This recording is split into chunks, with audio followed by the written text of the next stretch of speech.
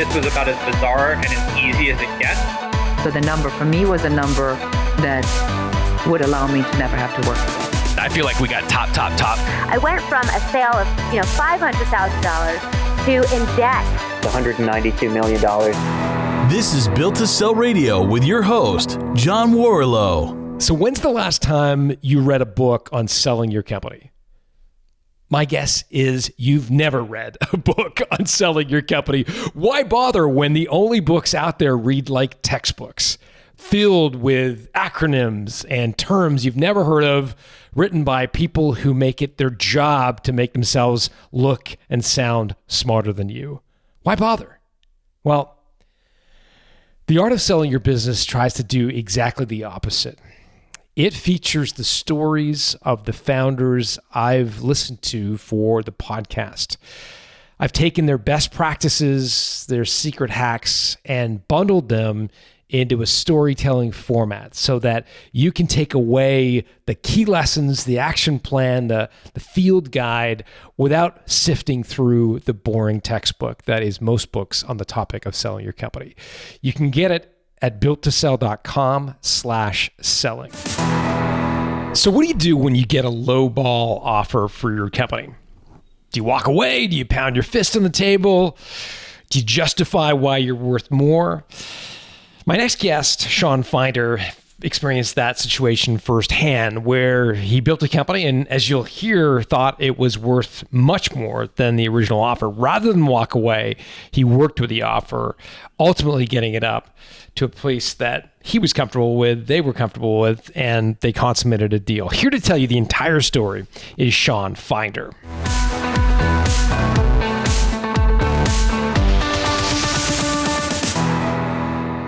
Shawn Finder, welcome to Built to Sell Radio. Thanks for having me, John. I look forward to talking to you today. Yeah, AutoClose. First of all, I love the name. And for folks listening, it's with a K. Yeah. Tell me about this business. How did it start? What did you guys do? So it started, first off, we had a company called Exchange Leads, which was a data company, similar to the old Jigsaw, which was acquired by data.com. And then what happens is we had all these data guys buying our data, and we're like, okay, well, why are we letting them go to another software to start emailing these data that we're providing the data for? And that's where AutoClose came from. So you sold email lists? Is that you had like email lists? If I wanted to buy it like from a third party email list, I could come to you. Originally, it was a subscription model, but yes, it was email lists that we did before AutoClose was even born. And then we parlayed that business. Okay. So in the old days, I would buy a list from you and I would upload it into whatever email platform, MailChimp or Constant Contact, whatever I use. And you're like, why are we sending everybody off of platform to use the email? Why don't we create a platform? This sounds expensive. Like, how do you go about building a platform? I mean, did you raise money, or like, how did you kind of get this off the ground? That's a great question. And I think you'll appreciate this one because we're both from Toronto. Actually, with Exchange Leads, one of our first client was Rogers. And Rogers, big telco. For folks listening, it's like AT&T Wireless or something in the US. Yeah. And getting that contract with them in our first year and a half, we ended up using that money to develop AutoClose while we were running Exchange Leads. So instead of paying the Canadian government, we took the Rogers contract, we took the money and reinvested it in building the email platform. So as you said, it would have been very expensive to build, but getting that first, whale client right at the beginning really helped us. I love it. Nothing like getting your customers to finance the growth of your business. So did you get them to pay up front, or how did you get the cash? How did that work? It was paid every quarter. So it was a quarterly contract for the data. But what we did was we ran Exchange Leads solely for about a year and a half, grew it as much as we can. And then we reinvested all the money into the email side of things, which was our sales engagement platform, AutoClose.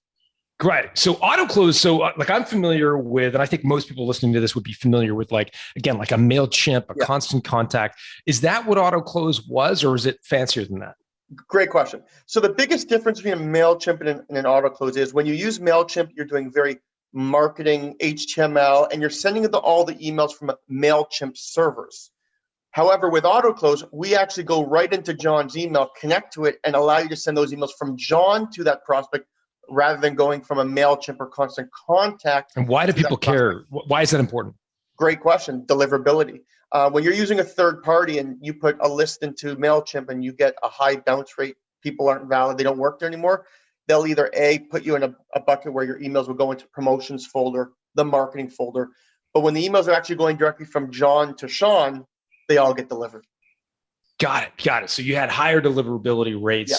And who was the competitor? Like I've heard of, there's a company called SalesLoft. Would that do something similar, or were they directly competitor? At the beginning, they were a direct competitor. SalesLoft and 𝙁𝙊𝙐𝙇𝙍, both are unicorns now. But obviously, what we did was, instead of going after those high, large tech companies, we kept our focus on the SMB space, on those small and medium-sized companies. So we would let them have the enterprise, but we'd tackle that SMB and really focused only on email. Whereas the SalesLoft and Outreach focused on more that multi-channel, where it could be email, phone, SMS. Got it. So what was the business model? I mean, were you guys billing like on a SaaS basis? Does people subscribe to this, or how'd that work? Yeah, it was a SaaS platform. So for the AutoClose email platform, it was, you can do month to month, quarter, or annually.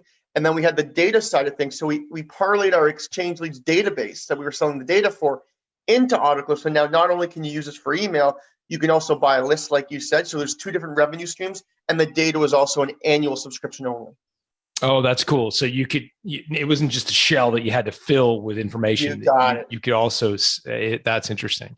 And so the target was small, medium-sized businesses. Here's the thing. I've heard SMBs can be just a naturally higher churn rate relative to enterprise. They're easier to win, but they're less sticky because the contracts are, well, they just, for obvious reasons, there's a lot more turnover. Did you guys experience the churn associated with SMB? We did, and I'll tell you one thing I learned from running a few businesses now is I get more headaches from a $49 deal than I would got from a deal that was worth $100,000. Less headaches. I never heard from the $100,000 deal throughout the year, but the $49 deal was in my support every single day. So churn is a problem because they have less capital. If they don't get an ROI right away, return on their investment, they're moving to the next platform, and they expect the best support for a $49 deal. So churn is definitely higher at the SMB space than it is at the enterprise space. What kind of churn rate did you guys have, like on an annual basis? So it was, when we started off, we were really, I would even believe we were like more under small. So we were like 20%. We were high. We were 20 to 25% churn. And per year or per month? That was we were doing per month at the beginning, and then we slowly continued to decrease that. And now we sit about anywhere between 6 to 8%. But that was a big challenge in our second year, was really decreasing that churn because of our clients. We're a lot smaller companies, solopreneurs, very, very small businesses at the beginning. Got it. So in the beginning, it was 25% monthly churn, and you're now down to sort of 6 or 8 per month. Yeah, we're about 6 to 8, yeah. Got it. And so what did you find to be the most important? Because a lot of people listening to this would either have a subscription model or experimenting with a subscription model or want to have one. What have you found to be the best ways to lower churn? Well, our number one thing was actually hiring a customer success person. That was a big game changer for us. So what happened was we had the 14-day trials and we had people on the platform. But as simple as we thought our platform was and how easy it was, our user interface is very easy. Some people didn't find it easy. But now that we have those customer success that literally handhold you on your first time, get you set up, etc., they spend 30 minutes with you. That's all it takes. It has reduced our churn immensely. So that was the biggest thing we implemented in year 2. Right? Actually, no, for end of year 1, we did that. And we've been growing our customer success team because as we continue to onboard, every person gets that kind of white glove approach on their first time on the platform.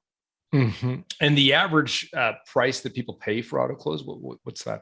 So our monthlies for the subscription would start at about $50. Annuals go about $500 for the platform. And the data would be a separate cost. It's about $3,000 a year for just access to our database. And our database has about 37 million US contacts, and they're only B2B. Got it. How did you think about the fatigue associated with the list? As you guys grew, clearly that database was being pinged a lot of times by your customers. Like, how did you guys think through the associated fatigue that would set in with the list? What was your thinking So there? so early on, we had to do a lot of purchasing new lists for ourselves. But what we implemented in AutoClose is we actually validate every email real time now. So therefore, when our people are using our database and emailing people, they're emailing our people at the same time when they're emailing for us. We're actually cleaning our database because we're getting a reply back saying this email's valid, invalid, catch-all, etc., marking with a timestamp in our database. So, for example, if we're sending about 60,000, 75,000 emails per day from AutoClose, we're cleaning our database by that same amount every single day. That's one way we do it. And we also have an internal data team out of Eastern Europe that manually have an internal Google Chrome plugin we built that validate the contacts every day as well. Got it. Okay, so that's super helpful.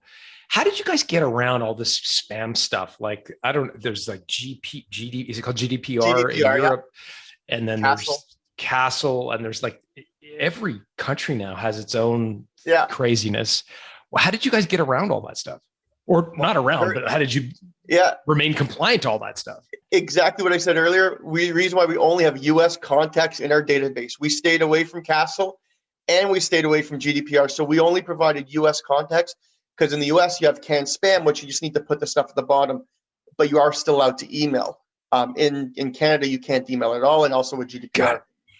So your customers were American; they were emailing Americans, and they were on side from a anti-spam. Or we have people in Europe that were emailing US people, but all our contacts were US based only inside the software. Got it. That's a key distinction for sure. So, like, you have this data company, and you're like, why don't we build an email? How big how long did it take you from the decision to launch AutoClose to when you decided to sell AutoClose? Like, what's that period? So we ended up, it took about, I would say, a year to build AutoClose when we were running exchanges. We're building on the side. And then from there, we were about a little under 2 years old when the acquisition happened, which... dude, that's fast. I was not looking to get acquired. We were growing. We were growing through COVID because people were focusing more on email. Sure. I was not looking for an acquisition. My books and financials were not audited. Nothing was done. We were not prepared at all for even a company to look at us. And it came literally out of nowhere. Okay, so that's interesting. So you're just going about your business, growing this company. And so what happened? What, like, when you say out of nowhere, like, did you get into cold email, or what did you get? No, I'm going to tell you, I mean, we got cold emails all the time, but I always thought it was automated. What happened was I was at the SaaS North conference in Ottawa in 2019. So SaaS North, for folks who don't know, that conference is a Canadian, Ottawa-based, as the name suggests, SaaS company owners. And it's a great event. And so you're there. Keep going. So we're a sponsor. We're one of the sponsors. We had our booth, and about 20 feet away was a company called Vanillasoft that had their booth.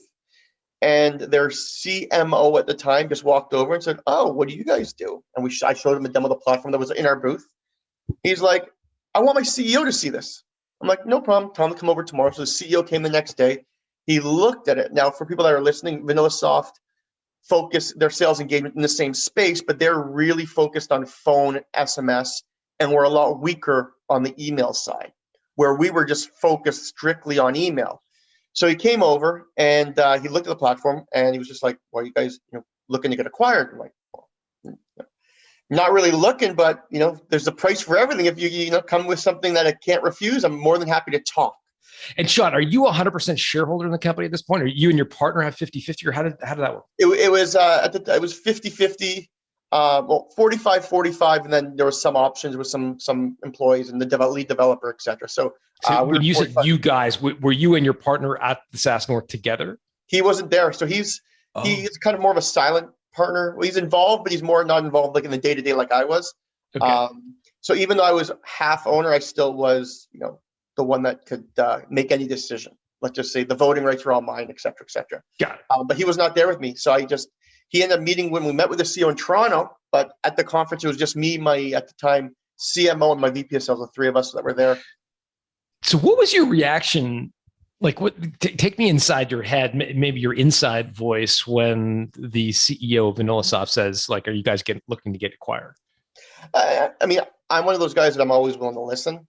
Did I actually think at that point in time that this was actually going to happen? Because it was just, I showed him a 5-minute demo on a computer screen. He's like, are you guys looking to get acquired? And I didn't know that they were looking to A, either acquire an email company like ours, or B, build it themselves, which would take 18 months to build, a lot of coding.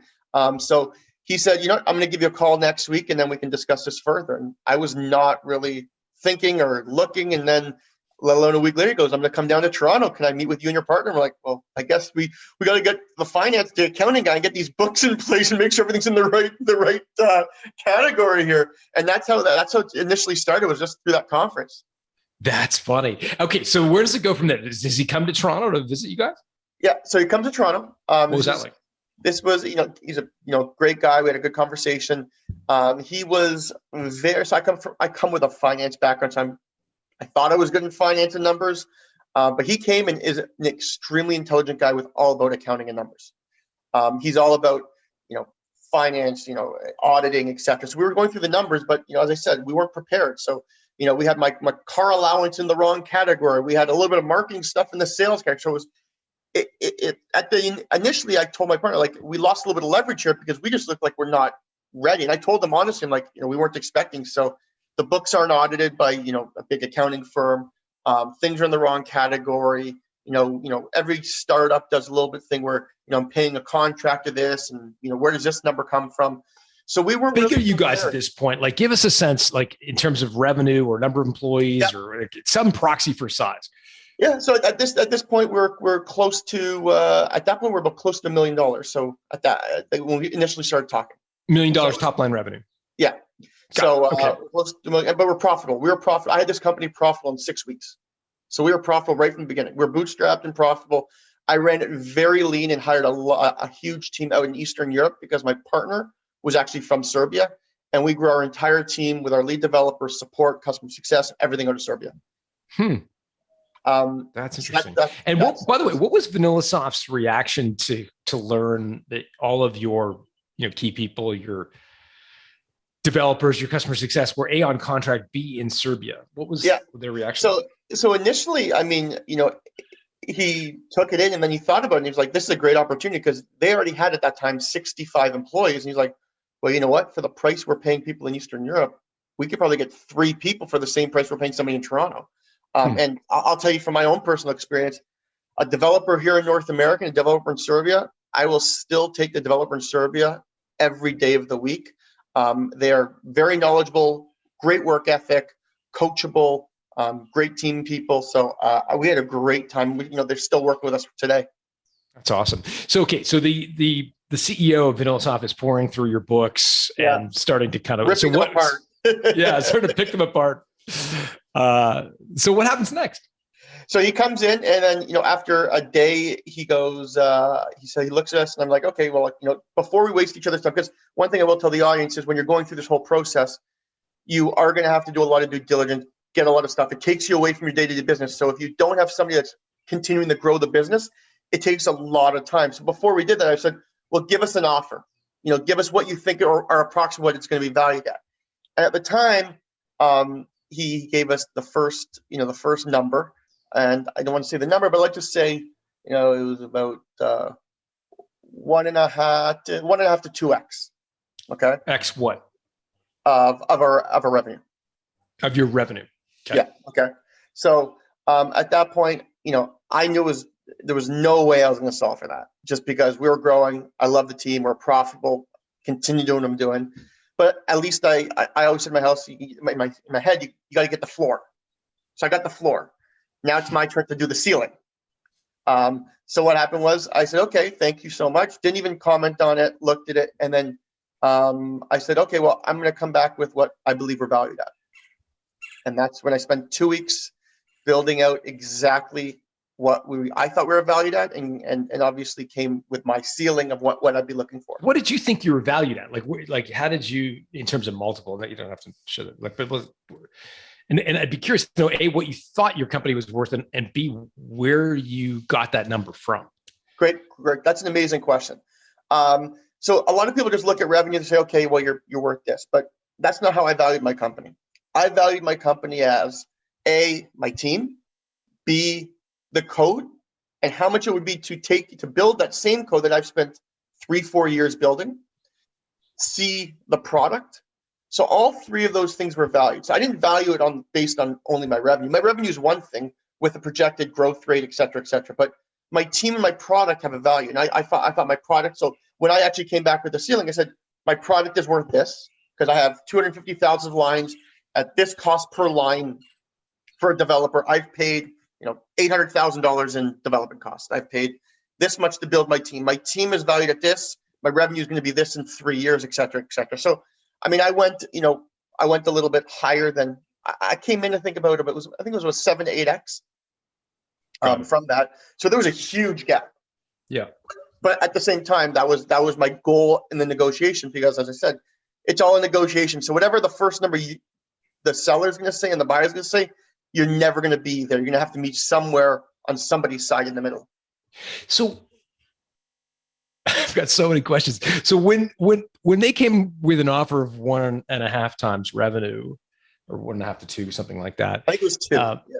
Okay, so closer to 2. Well, like a lot of people would have been like, you know what, I'm not interested. Like this is so low. Again, for people listening, by the way, I should say, for people listening, 2 times revenue for a lot of industries would be astronomical, right? Yes. Like it would be over the top. But in SaaS, it's a very different kind of valuation. So this software as a service that generally gets higher multiples. So your reaction to the 2 was like, it's not enough. But a lot of people, I think, would have been like, they would have just blown off the acquirer, right? And said, next. Like, why did you think there was more on the table? Well, first off, a book I read on negotiation, Never Split the Difference, is an amazing book on negotiation. Chris Voss, right? Yeah. And love that book. And I did that, and I took negotiations during my MBA as well when I was in school. So I knew you're never going to give your best offer. You're going to give your lowest offer, and the other person gives the highest, and then you have to fight for where you have to be. So when he first said it, I said, okay, well, I'm not going to sell for that. I know that. And I knew when I gave him my offer, the initial reaction would probably be like, well, I can't get that approved from the board, and it's way too high. It's just not going to work. I knew that in my head, but that's the reason why I did it. And that's exactly what happened. I got a call a week later, said, it's way too high. I'll never get that approved. I saw your evaluation. I saw how you came up with the numbers, but it's just something that just won't happen. And this was at the beginning of COVID. So it was like, even though we were growing, it was like, I just won't get that approved. Maybe we should discuss this, another time. And I said, no problem. And we actually stopped talking for a bit. What was going through your mind at that point? He's going to call me back in a month. Come on. You were that cocky and confident? Really? Like at that point, a lot of people would be like, oh man, I've just blown my shot. It wasn't that. It just, I know the category that we're in and how quick things are going. Okay. They're going very quick. So his options were, and we were already talking for 5-6 months. His options were A, acquire us, pay a little bit of a premium maybe, or build it yourself. It's going to take you 18 months and you're going to be 18 months behind your competition.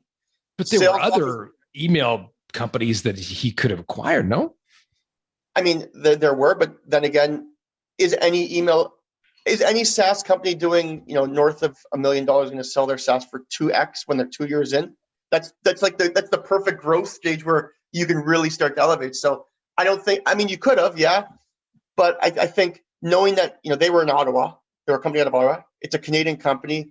He's 4 hours away, an hour flight away from meeting us in person throughout the negotiation. He knows us personally because he met us at the conference. A lot of different things. And sure. I'm not going to, and I truly believe, we still do. We have an amazing email platform. Even though SalesLoft and Outreach are unicorns, we still get clients that say our user interface, our ease of use is way better than our competitors. So you throw it 7. He says, no way, board's never going to approve it. Thanks. Good luck. Keep in touch. Yeah. Then what? And then about 6 weeks later, he called again and we started talking again. What was the reentry point? Like, what did he say? He was just saying, I'd like to make things work, but maybe we can look at different options like, a payout structure or an equity cash deal, only equity, different options that we can look at. because they're about 10 times our size at the time. And for me, I was all about, I wanted cash. Now, the only reason why is young. You're from Toronto, John. You know the real estate here in Toronto. Oh my gosh, yeah. Crazy. You need the cash, and especially at my age, I was like, the cash will help. And one of the reasons, which I'd love to tell the audience, was I also said to myself, the stock market just took a huge hit because of COVID. And can I double my business in a year, or can I double my money in the market in a year? And with my finance background, I felt that we were at the bottom of the market. I can make a lot more money in the stock market than I could by running my business for 8 more months. Wow. So this is sort of March, April timeframe, 2020 that's when the stock market really took a dive. Okay. Got it. And so he comes back and says, but I'd be curious to know, did he say, I've reflected on our conversations and I'd love to make it work, or I met with my board, or what was his reason for reaching out? He met with the board, and he's going to give us another offer. Got it. Okay. So he came back with another offer, and it was closer to between the two. So it was let's just say it was in the 3 to 3.5. Just say that times top line. Top time. So then what happens? I go back and I come back at about 5.5, 6, and we keep, and then we keep moving lower. That's kind of how the negotiation happened. And then it was, I obviously wanted more cash in the deal. He initially, I think, wanted a split between cash and equity, but as I said, it had nothing to do with the company or the equity. It was just, I wanted the cash to be able to enjoy it now, rather than have equity in a company that, it could be amazing. It's going to be amazing, but at the same time, it's, if I'm selling my company, I want the cash to get out now, so I have that to, as I said, purchase some nice real estate here in Toronto. Yeah, for sure. So where did you guys net out? I'd be curious to know where you. Here's the thing. I think a lot of people listening to this, going into their first negotiation, are going to be like, how will I know that I pushed the acquirer as far as I can push them? That pushing them any further will risk the deal. Yep. How did you know that the gig was up? So I knew that because I knew their product, and they really did need the email side. They needed they needed our platform, they needed our people, they didn't have the email experts like we do on our team. So, but at the same time, I wasn't trying to be greedy. I truly believed our company was what I valued it at. I put a number towards everything. I did a full calculation on why. But at the same time, so when we started to get close, it ended up being, we're a few $100,000 off at the end, and that wasn't a big deal. So we ended up working that out with some equity. And obviously, for me, it was, I wanted to also give some money to my team members. I wanted to give money to my CMO, my VP of sales, even though they had no option. I was, I wanted to give my partner. I felt like we were a full team, so we met in the middle, and we ended up about a 4.5, 5x. Got it. Well, congratulations. I think that's, for a 2-year-old company with $1 million in revenue, it's unbelievable. That's fantastic. So how did you structure the deal? Because a lot of deals in smaller, younger, newer stage companies are heavily weighted on the back end, like an earnout, or how did you guys structure the deal? So initially there was, we were offered, and don't get me wrong, when we were going through the negotiations, like the CEO of Vanillasoft, which is why I'm still with them now. He was just an amazing person to work with. It was great to work with him. But how we ended up doing is, he gave us options. We could do an earnout, we can do equity. Initially they tried the earnout, but I didn't want the earnout. Because I don't believe I have to perform for somebody to make numbers when I'm the one that built my company and I've grown it to where it is today. There was also COVID, but even though we never took a hit, we grew. I wasn't going to take a risk and say, okay, well, I'll do an earnout in probably the worst year of the economy in who knows how long, because of COVID. So we didn't. We had no earnout. But he went through all the numbers. He did his due diligence. He spoke to our clients. He did a lot of stuff that he should have done. So we didn't do an earnout. We ended up doing. It was an equity cash split. more on the cash side because that's what's more attractive to us. And then the equity is obviously, just like it would be, it'd be vest over a certain period that I and my other co-founder have to stay with VanillaSoft, a minimum. But now that we have equity, who knows what's next. Yeah. And now you've got a portion of the proceeds, a minority, but a significant portion was paid in Yes. equity in VanillaSoft. Now, is VanillaSoft a publicly traded company? I don't know. So Not right now. No, they're not. They're Okay. a private company. Potentially in the next few years, they're looking at it though. So do you have any rights to sell that equity, or do you have to hold until they're public? Great question. Something I actually reached out to my lawyer recently just to find out because I didn't know how exactly it worked. But we're vesting. We're getting their shares over the 18 months that we're working, and then from there, I think if they go IPO or they raise a round, there's some different options in there. But I think if they have to raise funds or go IPO, and then you could liquidate with it. But if there's not, I do not believe so. Got it. And how did you get comfortable with that? Like what sort of they refer to it as reverse due diligence, effectively, where you're actually doing diligence on your acquirer to say like, hey, is this company legit? Are they going to be around? Am I going to be able to get this equity and make it liquid at some point? Like what kind of reverse due diligence did you do? Well, I mean, one thing is they've been around for 18 years, so they've been there for a while. I met a lot of the people that are currently in the company. We did that. Went through all their, legal bills for these acquisitions can be costly. So we went through all the different equity agreements, shareholder agreements, and I think, speaking to them, it came down to, you could go through everything, but it came down to kind of trust. And I see the direction they're going with the acquisition, and I think it's something that I don't think they're looking to continue to grow small for the next 20 years. I think they want to make a big push, raise money in the next 48 months, 24 to 48 months, and take the next step. So, hopefully it is liquid at some point because, I always say cash is king. Yeah, for sure. So did you buy yourself a trophy? Like what did you do with the cash? Yeah, well, invested a lot of it in the stock market, which I said. And then the other bit is actually going in 2 weeks. I'm moving to a new house about Congratulations. So 2.5 times the size of my current one. So that's awesome. So gonna have a lot more room. And we're moving June 1st into the area that I'd like to live in Toronto. So a lot of the money went to that. And then I'm still investing in some other startups and doing some angel stuff, which I've always done, and dabble a little bit in crypto a little bit. So doing a little bit of everything. That's great. Well, you've probably done well with the stock market because obviously the market has improved a lot since April of 2020. I have tech's take a bit of a hit lately, but that's true. Yeah, but I was big in oil, and oil's doing really well as people start driving again and airplanes start going. So I've done okay, and I took a little bit. I gave half it to the professionals because I couldn't keep up with the day-to-day stuff. But it's been a pretty good year. Yeah. That's good. Well, that's great.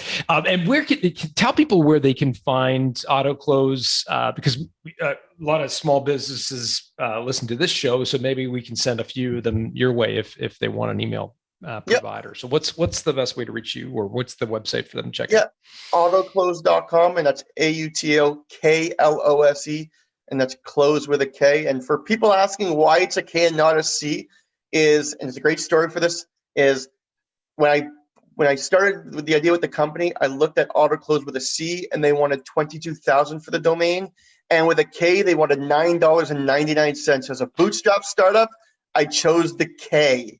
Okay, so that's the whole reason why it's K. And don't get me wrong, I look back now, I probably should have spent the money because a lot of people mistake us with cars in Europe with the close and auto in the email. So that's it. But AutoClose.com, email me, Shawn, SHAWN at AutoClose.com. And I'm very active on LinkedIn, always talking about different email strategies as well.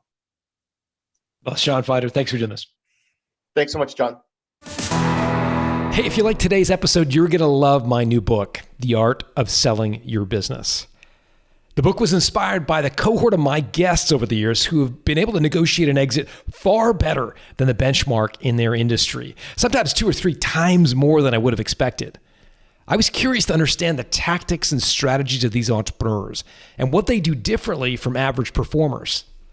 The result is a playbook for punching above your weight when it comes to selling your business.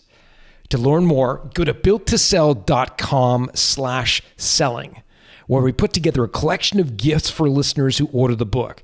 Just go to builttosell.com/selling. Built to Sell Radio is produced by Haley Parkhill.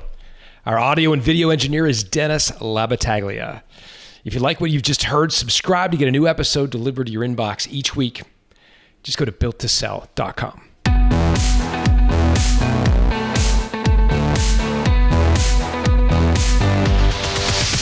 Thanks for listening to Built to Sell Radio with John Warrillow. For complete show notes with links to additional resources, visit builttosell.com/blog. John is the founder of the Value Builder System. To find out how to improve the value of your business by 71%, visit valuebuildersystem.com. John is also the author of Built to Sell, Creating a Business That Can Thrive Without You, and The Automatic Customer, Creating a Subscription Business in Any Industry. Connect with John at facebook.com/builttosell or on Twitter at John Warrillow, WARRILLOW. Thanks for listening.